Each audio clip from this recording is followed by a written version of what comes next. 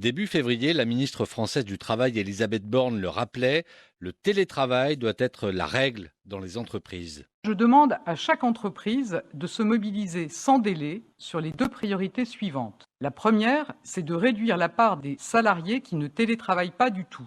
La deuxième priorité, c'est que les salariés qui télétravaillent aujourd'hui 1, 2 ou 3 jours par semaine fassent au moins un jour de télétravail en plus. Chaque jour compte. Depuis, les contrôles de l'inspection du travail ont été renforcés et les statistiques des Français travaillant à distance ont augmenté. Alors pas forcément à temps plein, selon une enquête réalisée début avril.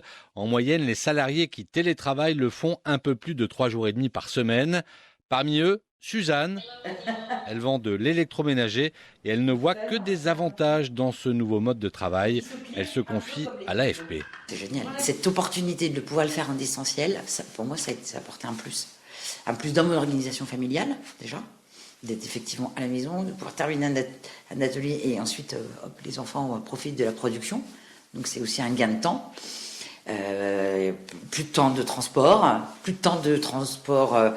soit métro, voiture, essentiellement. Alors la question qui se pose aujourd'hui, est-ce que cette pratique va s'inscrire dans la durée ou est-ce qu'elle ne sera qu'un souvenir, mauvais ou bon, une fois la crise sanitaire passée?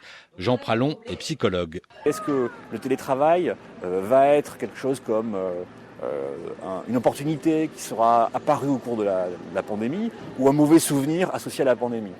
Et à mon avis, le débat entre les deux, c'est est-ce qu'on peut trouver, grâce à la pandémie, grâce à l'obligation du télétravail, des façons intelligentes de réinventer le travail. Le fait est que le vécu du télétravail reste difficile pour certains. Dans une enquête réalisée en mars dernier en France, 34% des salariés disaient mal le vivre au quotidien et près d'un salarié sur deux se déclarait isolé, en mal de vie sociale.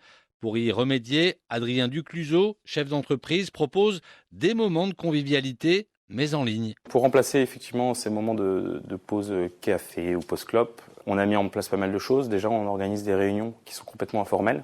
Donc ça peut être dans les horaires de travail, en fin de journée ou en début de journée par exemple. On organise des cafés ou des tentes. Ça permet véritablement en fait, de maintenir le lien. Ouais. Et pour l'après-pandémie, la poire pourrait être coupée en deux. En France, 8 DRH sur 10 plébiscitent un modèle hybride, un mix entre télétravail et présentiel.